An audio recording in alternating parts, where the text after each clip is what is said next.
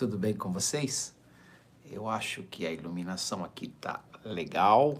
Deixa eu tentar ver aqui se fica um pouquinho mais claro com essa luzinha. Vamos ver. Ixi, ficou muito forte, né? Tá. Ok. Assim ficou legal.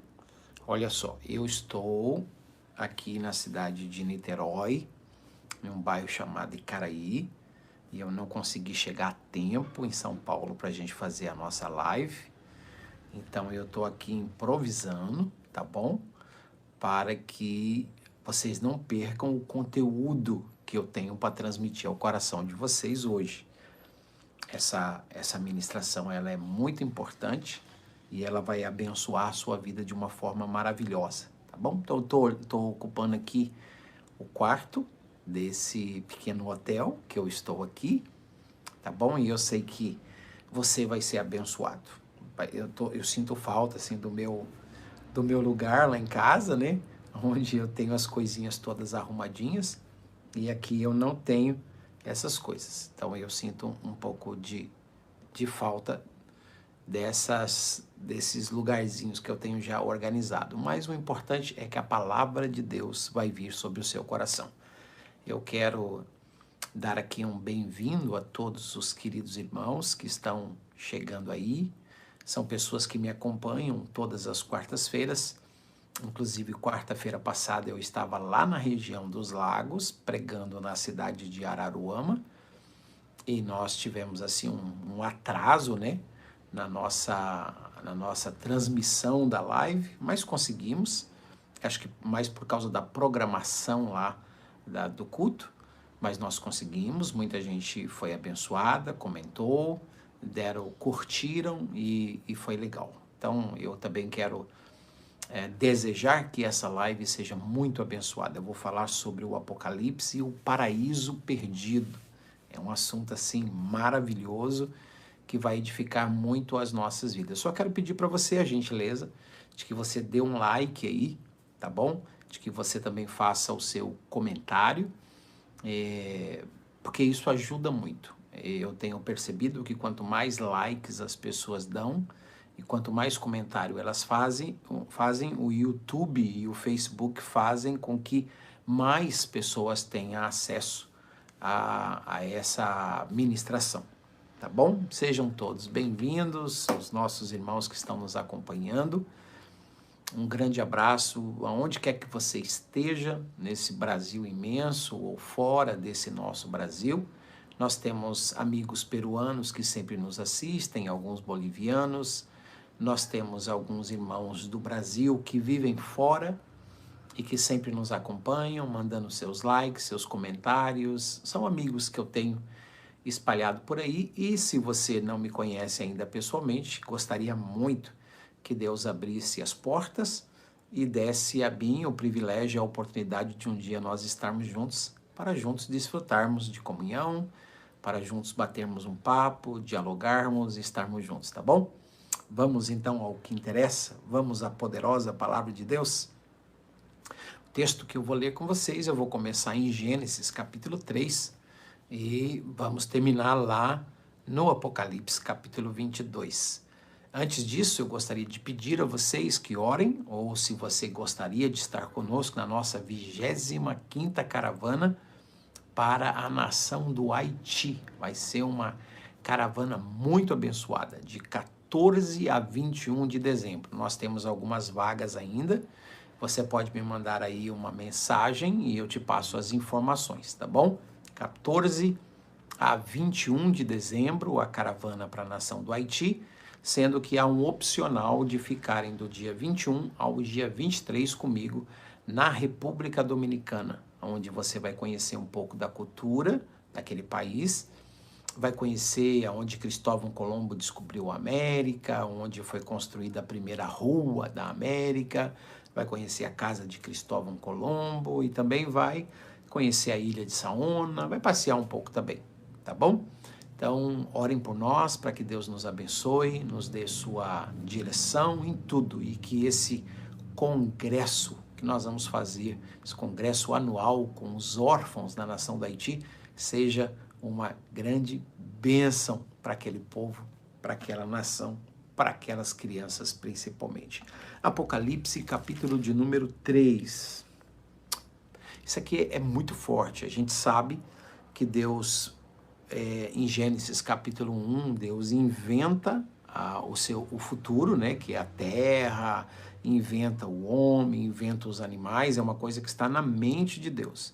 E no capítulo 2, então, Deus começa a executar, Deus começa a construir o seu futuro. No capítulo 1, ele inventa o futuro, e no capítulo 2 ele constrói o futuro. No capítulo 1 ele diz, façamos o homem, a nossa imagem, conforme a nossa semelhança. E no capítulo 2, então, ele coloca a mão na obra e ele começa a formar o homem do pó da terra. Então é isso, em um capítulo as coisas estão todas na mente de Deus. No outro capítulo, Deus está materializando essas coisas que estavam na sua mente, ou por meio da sua palavra, ou então do seu próprio ato criador, não apenas de falar, mas de formar, como ele formou o homem, Adão, e depois formou Eva também, de Adão. Então, no capítulo 2, você vai ver que a terra, que era sem forma e vazia, agora Deus começa a recriar as coisas, Deus restaura as coisas, e ele resolve plantar um jardim em um lugar chamado Éden. E plantou o Senhor um jardim na terra do Éden. Éden é o nome do nosso planeta, né? Ele plantou um jardim na terra do Éden, um lugar de delícias, um lugar de prazer, um lugar de descanso. E ele deu um nome para esse jardim, que é chamado o Jardim do Éden. Nós conhecemos como paraíso. O próprio texto aqui, no capítulo de número 3, vai chamar esse jardim de paraíso. Vai chamar esse jardim de paraíso. Nós temos algumas traduções que vai dizer, e colocou o Senhor Deus o homem no paraíso, e te expulsou o Senhor Deus o homem do paraíso, que é a palavra paraíso, significa o lugar de delícia, o lugar de descanso, o lugar de deleite, o lugar de prazer, onde todas as riquezas eram naturais. Tinha muita riqueza ali. No capítulo 2, você vai ver que do Jardim do Éden, no versículo 10, saía um rio do Éden que regava esse jardim que Deus plantou ali no Éden, e ele se dividia em 4 rios. Nós conhecemos hoje, que existem até hoje, o rio Tigre e também o rio Eufrates. Os outros 2 rios, parece que por causa do dilúvio, no capítulo 7, eles desapareceram, o aspecto geográfico da terra foi mudado, mas tinha o Pison, que o texto diz que lá existe ouro, tinha o segundo rio que se chamava Gion, que ele circuncidava a terra de Cush, e lá também tinha o bidélio, e também tinha a pedra de ônix. O nome do terceiro é o rio Tigre, e o nome do quarto é o rio Eufrates. Então, é interessante isso, porque era um jardim que era constantemente agora regado por esse rio que se dividia em 4 fontes que deram origem a esses 4 rios da antiguidade, e que regava esse jardim. Regava o jardim, o texto diz que era para regar o jardim. Puxa, era para regar o jardim. Você sabe o tamanho do rio Eufrates? Você sabe o tamanho do rio Tigre? Até hoje tem lá essas nações e esses rios que são imensos, e existem profecias até o livro do Apocalipse ainda sobre esse rio Eufrates. E o Senhor, então, diz o texto que ele plantou, versículo 8, plantou o Senhor Deus um jardim no Éden. na terra da direção do Oriente, e pôs nele o homem que o havia formado. E aí ele coloca o homem no jardim, nesse lugar de delícia, em que tinha todos esses minérios, esses minerais. A terra começa a produzir, a frutificar, e era um lugar de muita delícia, era um lugar de muita bênção, era um lugar de muita prosperidade. E o versículo 15 diz que Deus tomou o homem, colocou no jardim do Éden para o cultivar e também para o guardar. E aí nós conhecemos a história que nesse jardim Deus colocou a árvore da vida e também colocou ali a árvore do conhecimento do bem e do mal. É muito interessante isso. Deus pega um planeta chamado Éden, nós conhecemos como Terra, e ele vai plantar ali, neste lugar, um jardim. Esse jardim deve ser uma coisa extraordinária, um jardim plantado por Deus. E nesse jardim, ele coloca o ser humano. Ele coloca o homem, depois ele faz Eva, então ele coloca o homem e a mulher, ele coloca um casal, ele diz, vocês vão cuidar desse jardim, vocês vão proteger esse jardim, e o meu plano é, olha o plano de Deus, é que vocês se multipliquem e que vocês encham a terra. O que Deus está dizendo aqui? Que eles enchendo a terra, muitas pessoas iriam ficar fora desse paraíso? Ou esse paraíso era um lugar em que o homem estaria trabalhando a terra, arando a terra, cuidando da terra e expandindo esse paraíso por toda a terra?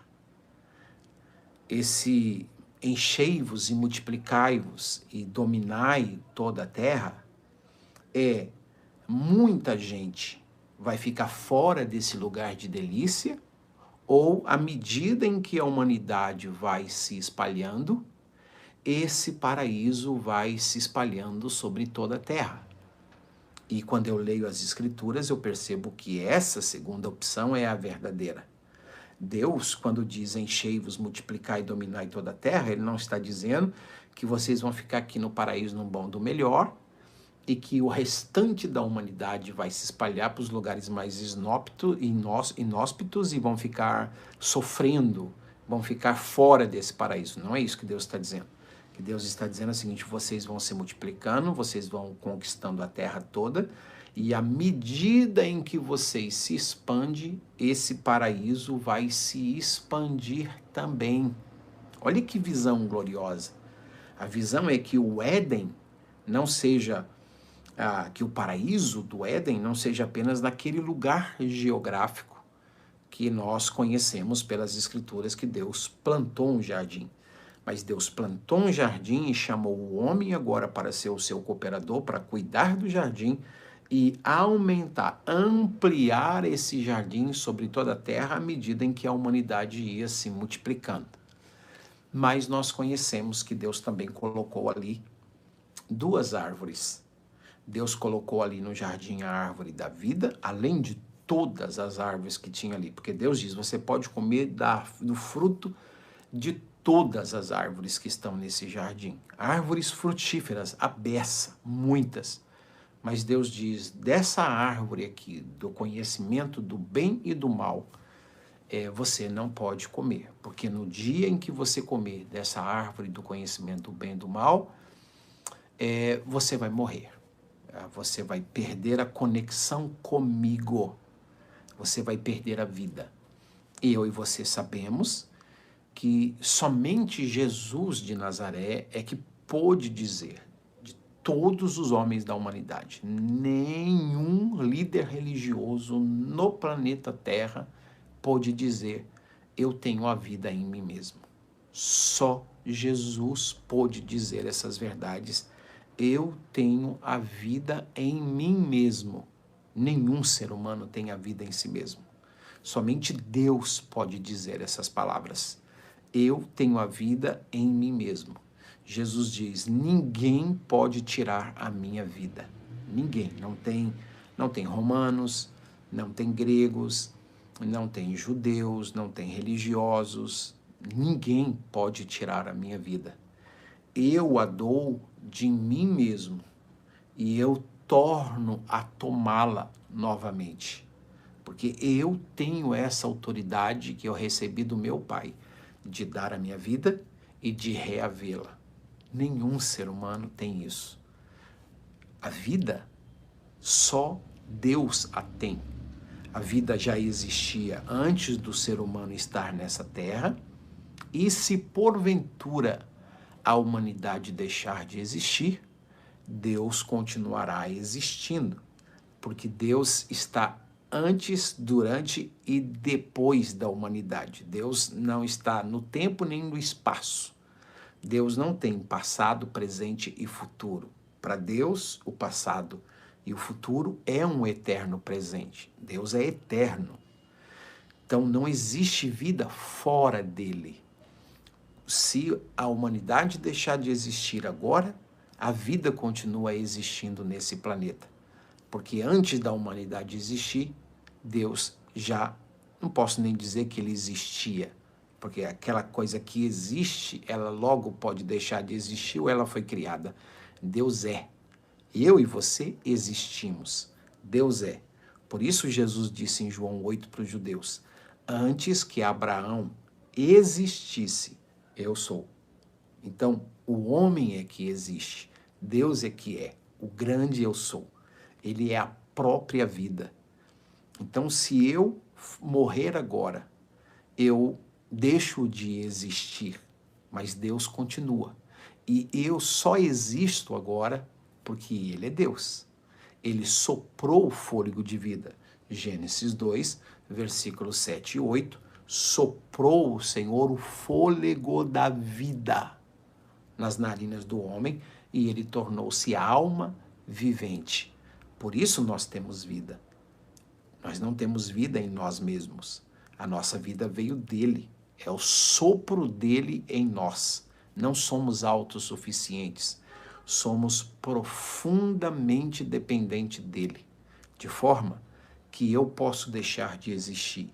Deus jamais. Porque ele é. Ele é a origem. Ele é a fonte da vida. Por isso Jesus pôde dizer em João capítulo 11, eu sou a ressurreição, eu sou a vida. Aquele que crê em mim, ainda que esteja morto, viverá. Só ele pode dizer isso. Só ele pode dizer, João 14,6, eu sou o caminho, eu sou a verdade e eu sou a vida. Só ele pode dizer, aquele que vem a mim, ele será ressuscitado no último dia. Cara, isso é extraordinário, porque essa nossa vida biológica, ela vai deixar de existir. Mas aquele que entregou a sua vida a Jesus de Nazaré, ele diz, Deus amou o mundo de tal maneira, de sorte que ele deu o seu Filho unigênito, para que todo aquele que nele crê não pereça, mas tenha a vida eterna. Essa vida eterna, que a existência, mesmo que deixe de existir, não pode anulá-la, nós a temos em Jesus. Fora dele, nós apenas existimos. Fora de Jesus, nós apenas sobrevivemos. Fora de Jesus, nós apenas vegetamos. A gente só tem vida com Jesus. Por isso ele disse, eu vim para que tenham vida e a tenham em abundância. Não apenas a vida biológica que ele soprou em nós e que nós nos tornamos alma vivente, mas é a vida espiritual. O Espírito de Deus habitando em nós, a vida de Deus habitando em nós. Por isso, a gente vai ler 1 Coríntios capítulo 15, que é o capítulo da ressurreição. Paulo vai dizer que o primeiro homem, Adão, foi feito alma vivente, mas o segundo homem, espírito vivificante. A alma vivente, ela deixa de existir, ela vai perecendo, se decompondo, porque está aqui nesse nosso corpo. Mas o espírito vivificante vai trazer a vida eterna. A alma vivente fica escrava, o espírito vivificante liberta. Extraordinário isso, não é? E Jesus é chamado de o segundo Adão. O primeiro falhou lá no paraíso. O segundo venceu lá no deserto. Tinha tudo para dar errado para ele, mas como ele não veio como alma vivente, mas veio como espírito vivificante, porque ele não veio à existência, ele é um espírito vivificante, ele é o autor da vida. Por isso, a morte nunca pôde destruí-lo. Por isso ele venceu a morte, porque ele é o autor. Ele diz lá em João, e ele também diz em Apocalipse 1,18, eu estive morto porque eu dei a minha vida por vocês, mas agora eu estou vivo pelos séculos dos séculos, e eu tenho em minhas mãos a chave da morte e do inferno. Ah, isso é extraordinário. Nós servimos a Jesus, que é muito mais do que um mestre, é muito mais que um curandeiro, é muito mais que um supridor de necessidades, é muito mais que um libertador dos problemas. Ele é Jesus, ele é Deus, ele é o autor e o consumador da nossa fé. Ele é aquele que tem vida em si mesmo e sopra a sua vida para nós. E não apenas sopra, como ele mesmo veio viver dentro de nós. Por isso a gente pode dizer que maior é aquele que está em nós do que aquele que está no mundo. E ele colocou o Espírito Santo dentro de nós como primícia. Sabe, a gente tem os frutos do Espírito. É uma espécie de antegozo, um penhor. É interessante isso, porque eu nunca estive no céu, mas eu tenho saudades de lá. Só quem tem Jesus entende isso. Eu nunca estive no céu, mas eu tenho saudades de lá. E por que eu tenho saudades de lá? É porque aquele que veio de lá vive dentro de mim, o Espírito Santo. E quando eu falo céus, e eu vou pensar nisso com vocês, quando eu falo céus, eu não estou falando em um lugar etéreo, distante, onde nós vamos sair dessa terra e nós vamos ir morar lá eternamente nos céus. Eu não acredito assim, baseado na Bíblia Sagrada. Eu parto de uma premissa, e a minha premissa é a seguinte: se Deus fez o homem para morar nos céus, então por que ele colocou Adão e Eva aqui nessa terra? Se o homem foi feito para viver nos céus, então por que ele foi colocado na terra? Então, quando eu falo essa expressão céus, céus é esse lugar de delícia. Céu é esse lugar chamado paraíso. Céus é esse lugar onde a presença de Deus está ali, aonde ele anda ali, aonde a abundância está ali, aonde a vida está ali, aonde nós somos úteis, aonde nós somos completos nele, aonde a gente tem a nossa completude nele, aonde a gente se sente satisfeito nele. É isso que eu chamo de céus. Então, mas você não acredita que nós vamos para o céu, pregador? Sim, eu acredito que nós vamos para o céu temporariamente. Céu que eu falo, lá no terceiro céu, lá onde está a presença de Deus, eu acredito que nós vamos para lá sim, mas temporariamente. Só temporariamente. Ele vai preparar moradas, lembra? Tem muitas moradas, ele vai preparar onde ele vem nos pegar, nos levará. E esse lugar a gente conhece Hebreus 11, a gente conhece Apocalipse, outros textos, e até mesmo Filipenses 3, que a nossa pátria está nos céus. A nossa pátria não é os céus. A nossa pátria está nos céus, da onde nós aguardamos a vinda de nosso Senhor e Salvador Jesus, o qual transformará o corpo da nossa humilhação para ser semelhante ao seu corpo de glória. E aí no Apocalipse 21, a gente vai ver essa Jerusalém, que é o céu que a gente vai por um período de tempo. Ela vai descer sobre essa terra. Parece que eu já estou empolgado, me adiantando, correndo lá para o Apocalipse, e nem no Gênesis eu entrei ainda. Mas ela vai descer dos céus. E vai acontecer o quê? Vai ser estabelecido sobre essa terra o projeto original de Deus, que é estender o seu paraíso sobre toda a terra. É fazer com que toda a terra seja um lugar de delícia. E é isso que nós vamos ver em Apocalipse capítulo 22. Aliás, esse paraíso perdido em Gênesis capítulo 3, nós vamos encontrá-lo em Apocalipse 22, você não lembra? Apocalipse 22, versículo de número 14 e 15, bem-aventurado aqueles que lavam as suas vestiduras no sangue do Cordeiro, salvação, redenção, para que tenham direito à árvore da vida que está no paraíso de Deus, vida eterna, que coisa gloriosa, e possam entrar na cidade santa pelas portas. Vai ter uma conexão desse reino mineral com esse reino vegetal. O paraíso de Deus vai ser estabelecido na terra, por isso você vai ler que o rio que sai do trono de Deus, limpo como cristal, ele vai produzir, tem as árvores que vão produzir frutos, e esses frutos servirão de remédio e de cura para as nações, e as nações andarão na luz da sua glória. Esse é o céu que eu estou aguardando.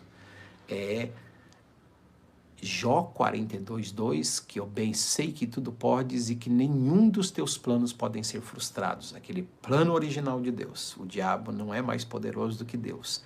Foi frustrado lá temporariamente, mas o projeto original de Deus vai se concretizar. O seu paraíso se estenderá sobre toda a terra, e a terra será cheia da sua glória, como as águas cobrem o mar. Você está recebendo isso aí?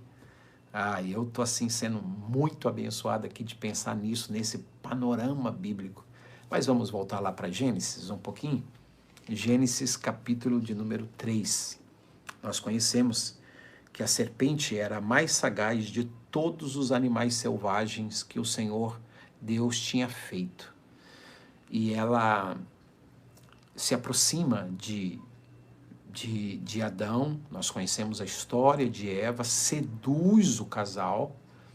Ele consegue fazer o quê? Satanás consegue colocar no coração de Adão e Eva a mesma semente que estava no coração dele, que é a semente da independência. Isso é chamado de orgulho, isso é chamado na Bíblia de soberba. Onde é que está escrito isso, pregador? A gente tem textos, a gente tem indícios em Ezequiel 28 e também em Isaías 14, de que o luzeiro ali se refere a Lúcifer, a estrela da manhã, e também as atribuições que é dada àquele ser em Ezequiel 28. Os primeiros versículos são sim a um rei físico de Tiro, mas a partir do versículo de número 10, a gente percebe que as descrições ali não se referem a um ser humano. Não pertence a um ser humano, mas sim a um ser glorioso, chamado de sinete da perfeição, um ser que existia antes da humanidade, um ser que existia antes de que esse reino tivesse sido colocado na terra, o paraíso, e a gente sabe que é Lúcifer, aquele que andava entre pedras afogueadas, que andava revestido de tudo que era glorioso, nessa eternidade passada. A gente percebe isso, que agora ele vai colocar uma semente no coração de Eva. Que semente é essa? Isaías 14 vai dizer que ele olha para Deus e ele diz assim, não, eu não estou satisfeito em ser aquilo que eu sou. Eu não estou insatisfeito de ser o luzeiro, a luz da manhã, de ser o sinete da perfeição, de ser, conforme Ezequiel 28, um querubim ungido. Eu não estou satisfeito com isso, eu quero ser como ele, eu quero colocar o meu trono acima do trono dele, e eu quero colocar o meu reino acima do reino dele, e eu vou subir acima das estrelas dele, eu vou ser... Ele vai falando que vai subindo, eu, e quando ele diz essa expressão, eu serei semelhante ao Altíssimo, aí em Isaías 14 diz que ele foi lançado por terra. Isso não está escrito de forma clara na Bíblia, não está explícito, mas parece que está implícito. Você consegue perceber ali que Apocalipse capítulo 12, o arcanjo Gabriel é que briga, o arcanjo Miguel é que briga com Lúcifer quando ele é lançado por terra. E o nome Miguel significa quem é semelhante a Deus, é uma pergunta. Quem é semelhante a Deus? Então, o que dá a entender, juntando essas porções bíblicas, é que naquele dia, quando Lúcifer olhou e disse, eu serei semelhante ao Altíssimo, então, o arcanjo, que tem um nome dizendo quem é semelhante a Deus, se levanta. Por isso, o Apocalipse 12 vai dizer, houve peleja no céu, Miguel com seus anjos pelejaram contra o dragão e os seus anjos, e não se achou nos céus lugar para o dragão e os seus anjos, que com a sua cauda arrastava a terça parte das estrelas do céu, e a gente sabe que são os anjos que vieram com ele sobre essa terra. Interessante isso, porque o orgulho dele era ser semelhante ao Altíssimo. Ele não estava satisfeito com aquilo que ele era, por isso ele foi lançado por terra. Agora, preste atenção em Gênesis 3. Ele chega para Adão e Eva e diz assim, olha, foi isso que Deus disse? Não comereis do fruto dessa árvore? Aí o Adão disse, não, ele não disse que é para não tocar, para não ver e para não comer. Ele disse que é para a gente não comer, porque no dia que a gente comer, a gente vai morrer. Aí a serpente diz assim, não, vocês não vão morrer. Deus só falou isso para vocês porque Ele quer esconder alguma coisa de vocês. Deus tem medo de vocês, por isso Ele colocou essas proibições, preste atenção nesse segredo. Ele colocou essas limitações, essas proibições, porque Ele tem medo que vocês descubram que Ele tem medo de vocês. Porque o dia, olha o que a serpente disse. E essa serpente é quem? Apocalipse 12, versículo 8 e 9, que o dragão é a antiga serpente que se chama Diabo e Satanás.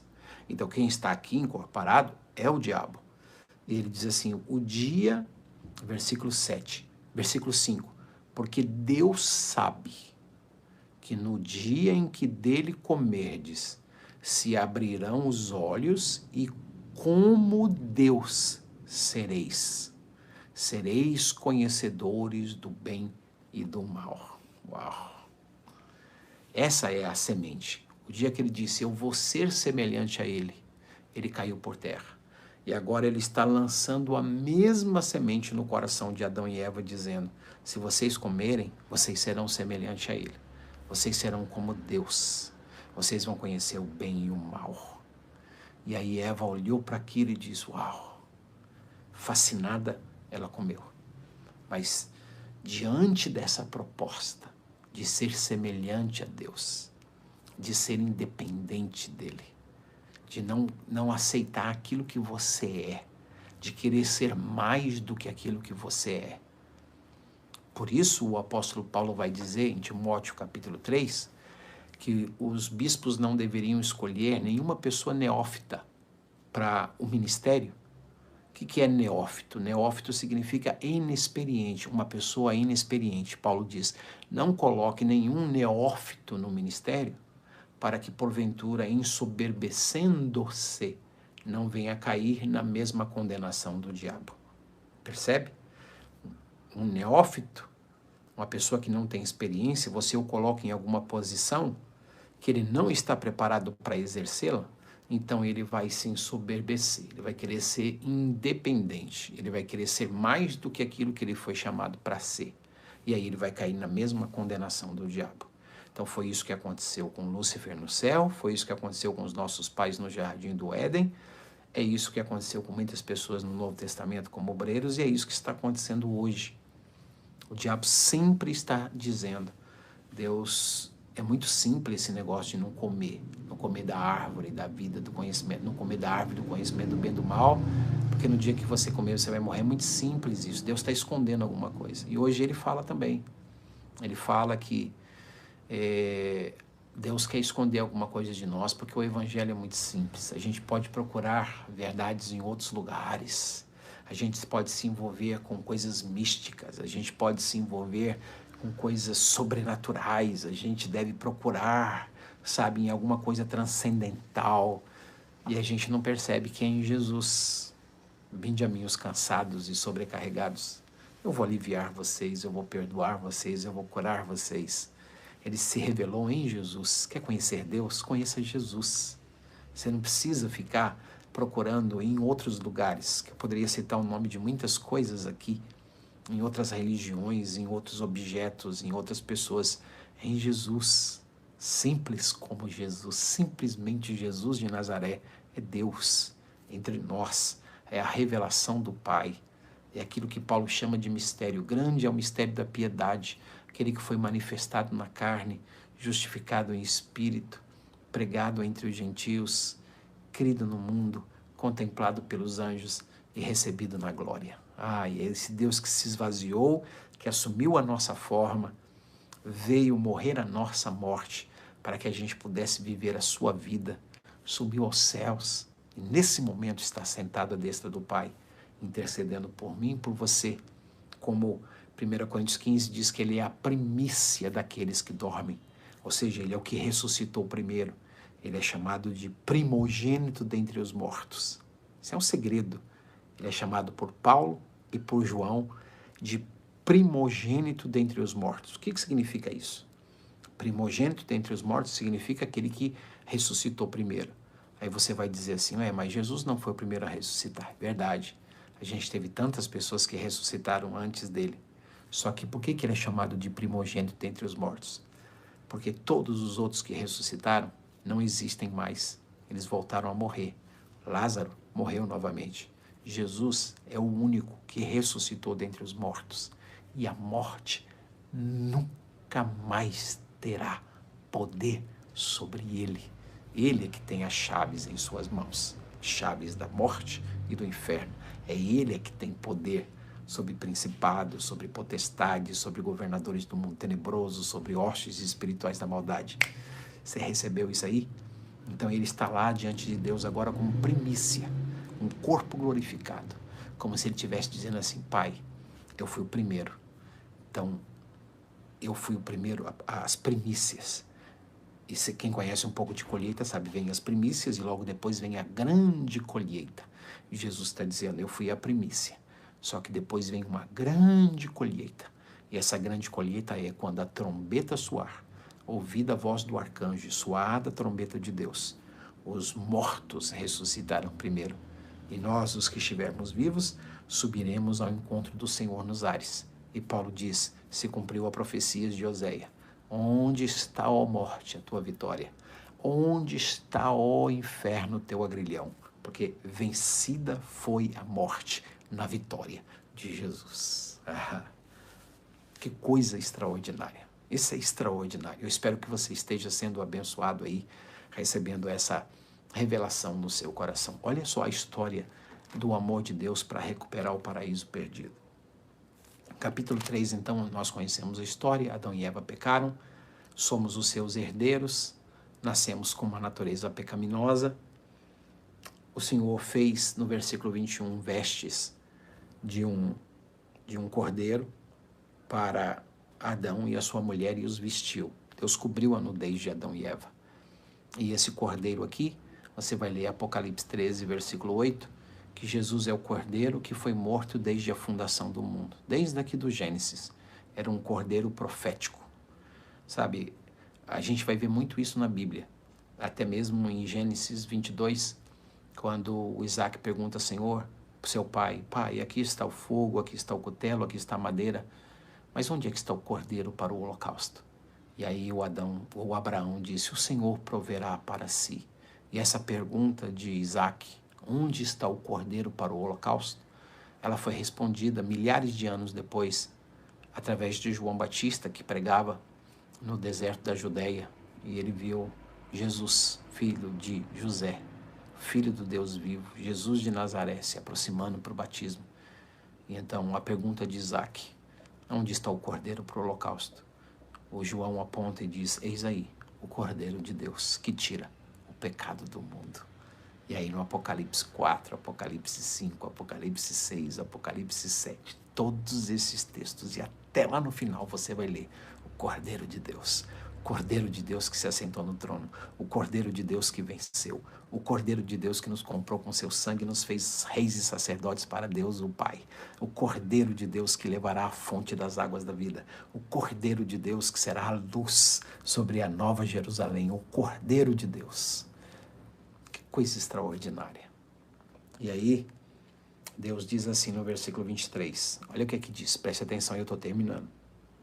O Senhor Deus, por isso, lançou para fora do jardim do Éden o homem, a fim de que ele pudesse cuidar da terra que fora tomada. E expulso o homem, colocou querubins ao oriente do jardim do Éden, e o refugir de uma espada que se revolvia, para guardar o caminho da árvore da vida. Na verdade, olha o versículo 22. Então disse o Senhor Deus: eis que o homem se tornou como um de nós. Olha só, conhecedor do bem e do mal. Não se tornou como Deus, mas tornou-se consciente do bem e do mal. Então, que não estenda a mão e tome da árvore da vida e coma e viva eternamente.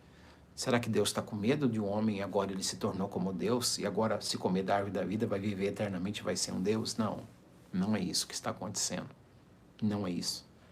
O que está acontecendo é que Deus sabe que agora o homem tem consciência de bem e de mal. O homem tem consciência de pecado. O homem tem sentimento de culpa. O homem sabe que está perdido. O homem sabe que está nu, que está envergonhado. O homem sabe da sua condição pecaminosa agora. Alguma coisa foi tirada dos seus olhos e ele agora enxerga uma coisa que ele não deveria enxergar e ele tem vergonha. E Deus diz, nessa condição, se ele comer da árvore da vida, a condenação dele vai ser a mesma do diabo. A condenação dele vai ser a mesma de Lúcifer. Se ele toma dessa árvore da vida e ele come, já tendo comendo da árvore do conhecimento do bem e do mal, então ele vai viver eternamente com essa natureza de bem e de mal na vida dele. E eu não posso deixar que o homem permaneça assim. Então eu vou colocá-lo para fora do jardim, que vai ser a salvação dele, vai ser a cura dele. Eu vou colocá-lo para fora do jardim. Vou colocar querubins para impedir esse homem de chegar a essa árvore da vida. Porque se ele come da árvore da vida com uma natureza pecaminosa, ele vai viver eternamente em condenação como Lúcifer. E como eu o amo, eu vou criar um caminho de restauração. Um dia, esses querubins serão tirados. E a gente sabe que o véu do templo, que dividia, que impedia o homem de ter contato com Deus, tinha 2 grandes querubins desenhados, um do lado de cara para o outro. E lá em Mateus 27, quando Jesus morre, ele diz, Pai, está tudo consumado, em tuas mãos entrego o meu espírito. A Bíblia diz que o véu do templo foi rasgado, mas não foi rasgado de baixo para cima, como que pelo homem ou por um boi. Foi rasgado de cima para baixo. Aqueles 2 querubins que estavam de frente para o outro, agora o véu é rasgado de cima para baixo. O que isso está acontecendo? Está se cumprindo em Hebreus capítulo 10, versículo 18 e 19, que agora está sendo aberto um novo e vivo caminho para termos acesso a Deus. Estava fechado, mas pela morte de Jesus o véu foi rasgado, os querubins foram separados. Hoje a gente pode ter acesso à presença de Deus, coisa que só um sumo sacerdote tinha uma única vez no ano. Agora, eu e você, conforme Hebreus capítulo 4, versículo 15 e 16, a gente pode chegar com confiança ao trono da graça, porque ali nós vamos alcançar socorro e misericórdia no momento oportuno. A gente pode entrar na presença dele e chamá-lo de Pai. Não existe mais barreira. O Cordeiro veio, morreu no meu e no seu lugar para nos resgatar, para arrancar essa natureza terrível de nós. Nos deu a promessa, colocou em nós semente de vida eterna. E um dia a trombeta vai soar e nós vamos ressuscitar com corpos incorruptíveis. E quem estiver vivo naquele dia vai ser transformado em 7 milésimos de um segundo, um abrir e fechar de olhos. E nunca mais experimentaremos esse sentimento de conhecimento de bem e do mal, esse sentimento de culpa, esse sentimento de fraqueza, esse sentimento de tentação. Nós seremos livres para sempre, por causa da morte, da ressurreição, da ascensão e da vinda de nosso Senhor Jesus, que vem nos resgatar, nos livrar da ira vindoura, nos levará para as bodas do Cordeiro, e depois descerá, conforme Apocalipse 19 e também 21, e estabelecerá o seu reino sobre essa terra, e nós reinaremos para sempre. Onde é que está esse paraíso agora? Deus o levou para o 3º céu. 2 Coríntios capítulo 12, o apóstolo Paulo diz, eu conheço um homem, se no corpo, se fora do corpo, eu não sei, ele foi arrebatado. Ele foi arrebatado ao 3º céus. E lá no 3º céus, Paulo diz, é o paraíso. Eu fui arrebatado ao paraíso, diz o apóstolo Paulo. escutei palavras inefáveis, que ao homem não é lícito falar aquilo que eu ouvi no paraíso. Então, o paraíso, ele existe. Lembra daquele ex-ladrão, no último momento da sua morte na cruz? Ladrão não entra no céu. Ele tinha se arrependido, portanto, já não era mais ladrão. Ele tinha alguns segundos de convertido, quando ele disse: Senhor, lembra-te de mim quando entrares no teu reino. E Jesus disse assim: hoje mesmo você estará comigo no paraíso. Você só vai deixar esse mundo aqui, mas imediatamente você estará comigo no paraíso. E aí, lá no Apocalipse 22, a gente vai ver o paraíso descendo e sendo restaurado nessa terra. E nós reinaremos para sempre. Eu espero que essa mensagem tenha sido uma grande bênção para a sua vida. Obrigado pelos comentários, obrigado pelos likes. Compartilhe e te dou um conselho. Volte a ver essa mensagem novamente. Escreva isso que eu estou te falando. Isso aqui é uma revelação de Deus que vai fazer você entender a Bíblia nesses 40 minutos que eu estou ministrando aqui. Vai abrir muito os seus olhos, vai te dar uma paixão extraordinária por Deus. E você vai entender que Ele vive dentro de você. Ele vive em você. Existe uma promessa. Se a gente espera nele somente aqui e agora, nós somos os mais miseráveis de todos os homens. Mas graças a Deus, Ele venceu a morte. E nós com Ele venceremos também. Um grande abraço, na paz de Jesus. Fiquem todos com Deus. E até a próxima, com a graça do Senhor. Valeu.